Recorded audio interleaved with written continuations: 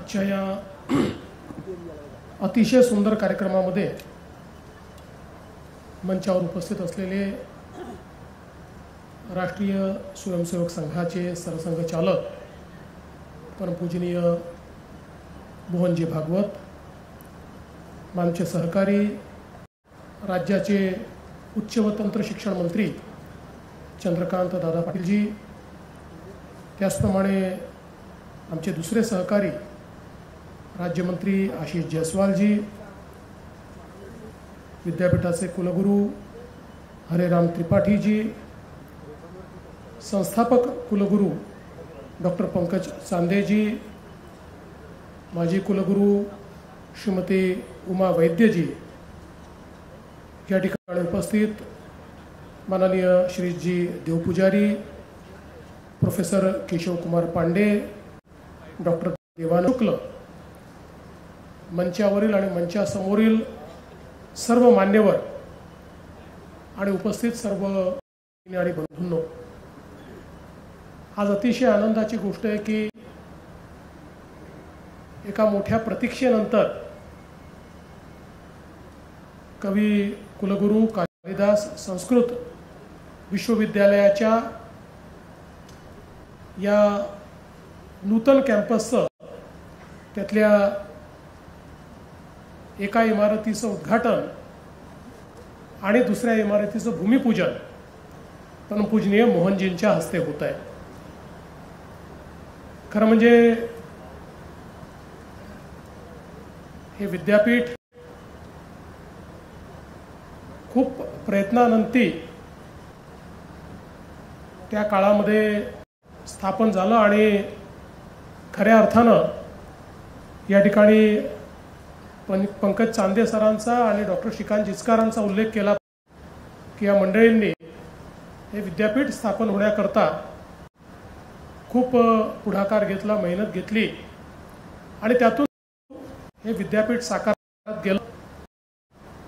अर्थातच कवी कुलगुरू कालिदास यांच्या नावानं विद्यापीठ असल्यामुळे ते रामटेकला असावं अशा प्रकारची संकल्पना होती, म्हणून त्याची सुरुवात रामटेकला झाली।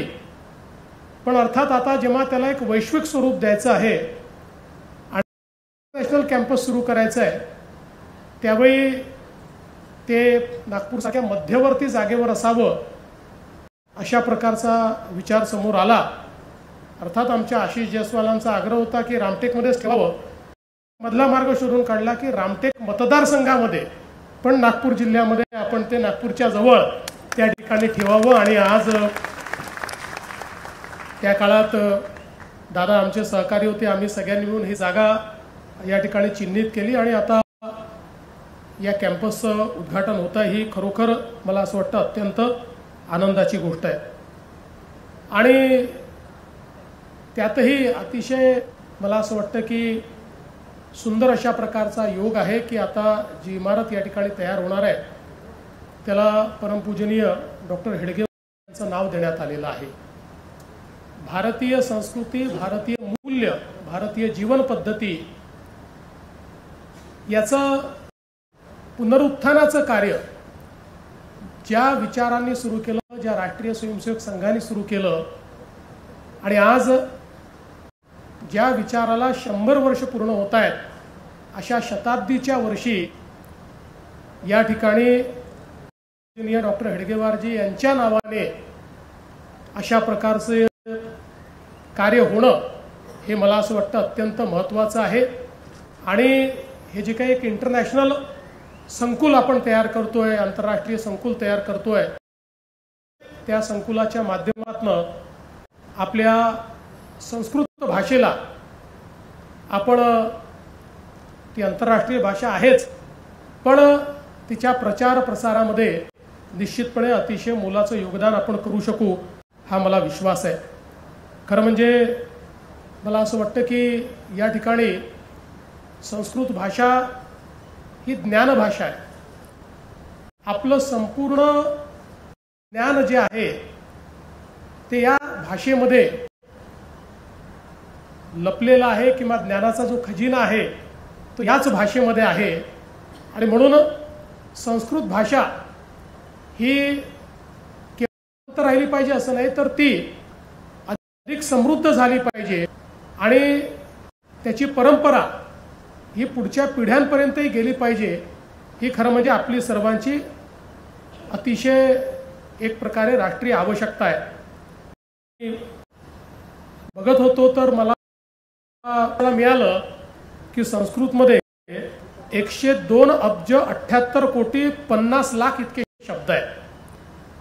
जगातल्या सगळ्या भाषा ज्या आहेत त्या भाषांमधली सगळ्यात समृद्ध भाषा म्हणून जर कुठल्या भाषेकडे पाहिलं जातं तर ते संस्कृत या भाषेकडे पाहिलं जातं आणि अतिशय तर्कसंगत आणि परिपूर्ण भाषा म्हणून या भाषेकडे पाहिलं जातं.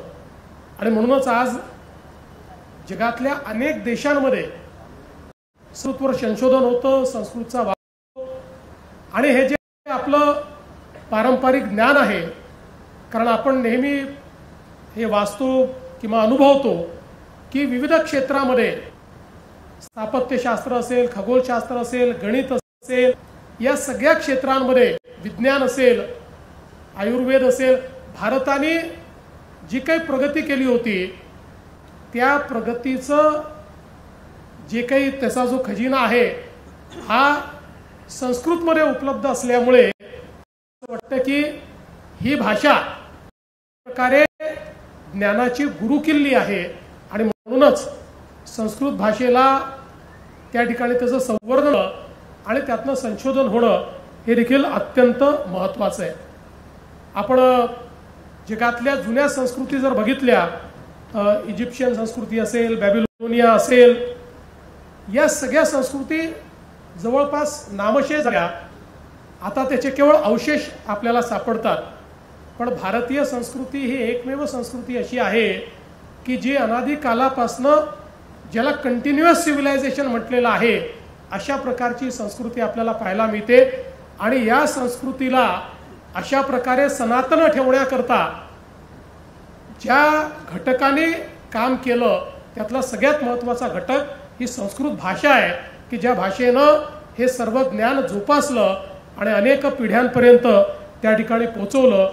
आणि म्हणूनच मला असं वाटतं की निश्चितपणे अशा प्रकारच्या विद्यापीठाच्या माध्यमातून एक मोठं कार्य हे आपल्या देशाकरता देखील आपण करत असतो. खरं म्हणजे देशामध्ये 20 संस्कृत विद्यापीठं आहेत आणि आज आपल्या या विद्यापीठाचा दर्जा देखील या 20 विद्यापीठांमध्ये अतिशय वरचा दर्जा आपण मानतो. पण आत्ता कुलगुरू महोदयांनी या ठिकाणी काही अपेक्षा देखील केल्या आहेत. शेवटी आपल्याला जर उत्तम ज्ञान द्यायचं असेल तर आज 21व्या शतकामध्ये आपल्याला आपल्या पारंपरिक पद्धती आणि आधुनिक पद्धती याचा एक प्रकारे समागम करावा लागेल. आणि म्हणून गुरुकुलाची पद्धत तर आपल्याला ठेवावी लागेल, पण त्यासोबत आपल्याला चांगली पायाभूत व्यवस्था देखील या ठिकाणी तयार करावी लागेल, तरच आपण या विद्यापीठाला वैश्विक करू शकू. खरं म्हणजे आमच्या बाजूलाच आपली लॉ युनिव्हर्सिटी आहे, दोघांना एकत्रित आपण जागा दिली होती. लॉ युनिव्हर्सिटीचे आपले कुलगुरू देखील या ठिकाणी उपस्थित आहेत आणि अतिशय सुंदर दर्जाचं इन्फ्रास्ट्रक्चर हे आता आपल्या लॉ स्कूलमध्ये विधी विद्यापीठात त्या ठिकाणी तयार झालेलं आहे. आणि आता आमची अपेक्षा आहे की अशाच प्रकारचं आंतरराष्ट्रीय दर्जाचं इन्फ्रास्ट्रक्चर हे संस्कृत विद्यापीठात देखील आपल्याला तयार केलं पाहिजे. आणि म्हणून मी कुलगुरू महोदयांना या ठिकाणी विनंती करेन की याचा जो काही आपण मास्टर प्लॅन तयार केलेला आहे त्या संदर्भात मी बावनकुळेजींना, आशिष जयस्वालजींना या ठिकाणी सांगणार आहे की पुढच्या काळात त्यांनी एक बैठक त्याची लावावी. चंद्रकांत दादा देखील त्या बैठकीमध्ये असतील आणि आपण निश्चितपणे एक अतिशय चांगला मास्टर प्लॅन त्याच्याकरता आवश्यक तो सगळा निधी उपलब्ध करून देऊ आणि एक कालमर्यादा ठरवून तेवढ्या कालमर्यादेमध्ये हे विद्यापीठ पूर्णपणे उभं राहिलं पाहिजे आणि जागतिक स्तराचं विद्यापीठ झालं पाहिजे. अशा प्रकारचा प्रयत्न हा निश्चितपणे आपण करू. खरं म्हणजे विद्यापीठाचं उपकेंद्र रत्नागिरीत झालेलं आहे. पुणे, परभणी, छत्रपती संभाजीनगर, जळगाव इथे देखील केंद्र सुरू करायचं आहे, त्याही करता आपण मोठ्या प्रमाणात निश्चितपणे मदत करू आणि विश्वास आहे की आपण जर प्रयत्न केला तर चांगल्या प्रकारे महाराष्ट्रामध्ये आणि देशामध्ये संस्कृत भाषेच्या प्रचाराप्रसारामध्ये आणि संस्कृतमध्ये जो काही आपला ज्ञानाचा खजिना आहे, ज्ञानभाषा आहे, तो पुन्हा एकदा उकलून समाजाच्या उपयोगात आणण्याकरता या विद्यापीठाचं एक मोठं योगदान असेल. खरं म्हणजे आजही आपण जर बघितलं तर आपली जी काही प्रमुख मानकं आहेत त्या ठिकाणी त्यांची ब्रीदवाक्य जर काही असतील तर ती सगळी संस्कृतमध्ये आहेत. आपल्या लोकसभेमध्ये आणि विधानसभेमध्ये धर्मचक्र प्रवर्तनाय त्या ठिकाणी लिहिलेलं आहे. आपल्या सुप्रीम कोर्टमध्ये यतो धर्मस्ततो जया लिहिलेलं आहे. महाराष्ट्र पोलिसांचं ब्रीदवाक्य सदरक्षणाय खलनिग्रहणाय हे ब्रीदवाक्य आहे. त्यामुळे आपण जर बघितलं तर आपल्या आर्म फोर्सेसमध्येही वर्षानुवर्ष जी काही त्यांची ब्रीदवाक्य आहेत ही संस्कृत वापरली जातात आणि निश्चितपणे मला असं वाटतं की आपला संस्कृतचा उपयोग हा तेवढ्यापुरतं मर्यादित न राहता त्याच्या पलीकडे आपल्याला कसा नेता येईल हा प्रयत्न आपल्याला येत्या काळामध्ये करावा लागेल. खरं तर वेद, उपनिषद, रामायण, महाभारत, भगवद्गीता, षडदर्शन, 64 कला, 64 विद्या अशा अनेक गोष्टी आणि जैन परंपरा, बौद्ध परंपरा या सगळ्या परंपरांचं ज्ञान हे आपल्याला संस्कृतमध्ये या ठिकाणी मिळतं.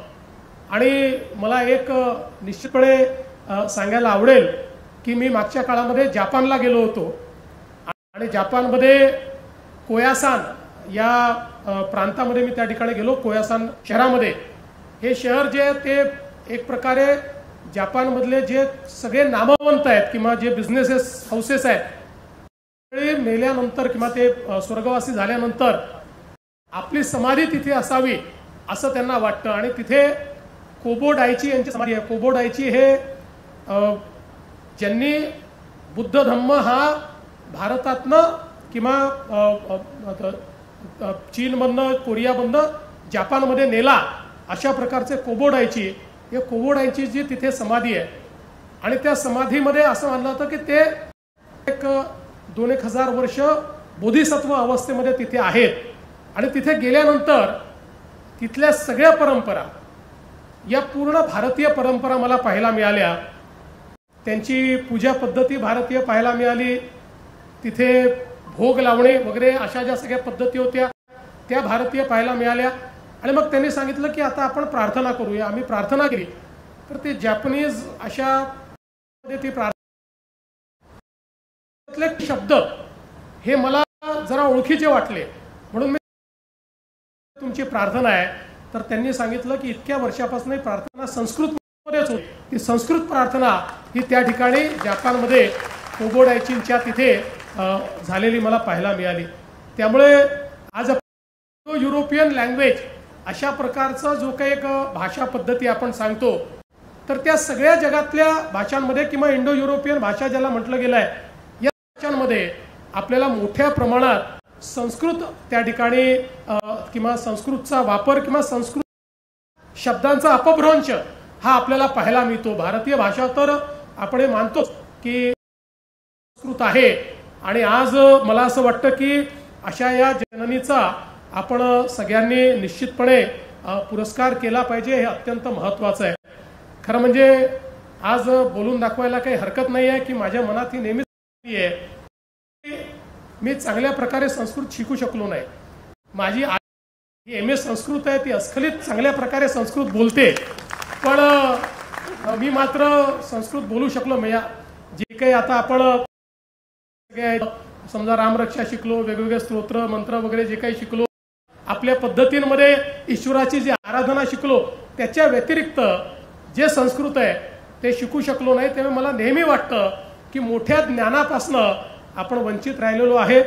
पण कदाचित त्या पद्धतीने नाही किंवा संस्कृत कुठल्याही वयात शिकता येतं पण प्रयत्न करेन कदाचित शिकता आलं तर नक्की शिकेन. पण त्या पद्धतीने नाही तरी अनेकांना संस्कृत शिकता आलं पाहिजे याकरता संस्कृतची जी सेवा या विद्यापीठांनी सुरू केलेली आहे, सेवेमध्ये माझीही समिधा असली पाहिजे या दृष्टीने मात्र पुढच्या काळामध्ये या विद्यापीठाच्या विकासामध्ये एक अतिशय मोलाचा वाटा त्याचा निश्चितपणे करेन। आज मी विशेष आभार डॉक्टर पंकज चांदे यांचे उमा या ठिकाणी मानतो आणि आताचे जे आमचे कुलगुरू श्री त्रिपाठीजी त्यांचेही मी मनापासून अभिनंदन करतो। त्यांनी अतिशय चांगल्या प्रकारे या विद्यापीठाला मल्टीडिसिप्लिनरी विद्यापीठ करण्याचा प्रयत्न केला आणि हे आवश्यकही आहे, कारण नुसतं भाषेपुरतं मर्यादित ठेवून आपल्याला खऱ्या अर्थानं संस्कृत विद्यापीठाकडून ज्या अपेक्षा आहेत किंवा संस्कृत भाषेकडून ज्या अपेक्षा आहेत त्या अपेक्षा आपल्याला पूर्ण करता येणार नाही आणि म्हणून हे मल्टीडिसिप्लिनरी अशा प्रकारचं एक उत्तम विद्यापीठ, हाय रँकिंग ज्याला अलीकडच्या काळात म्हणतात, अशा प्रकारचं विद्यापीठ होण्याकरता आपण प्रयत्न करूया आणि त्याकरता आम्ही पूर्ण मदत महाराष्ट्र सरकारच्या वतीने करू। सरकारला आपण या ठिकाणी जो प्रस्ताव पाठवलेला आहे, चंद्रकांत दादा आणि मी केंद्र सरकारकडे पाठपुरावा करून तो प्रस्तावही आपल्याला कसा लवकरात लवकर मंजूर करून घेता येईल हा प्रयत्न आम्ही करू। पुन्हा एकदा या अतिशय कार्यक्रमामध्ये आपण निमंत्रित केलं त्याबद्दल आपले आभार आणि माझे 2 शब्द संपवतो। धन्यवाद। जय हिंद, जय महाराष्ट्र।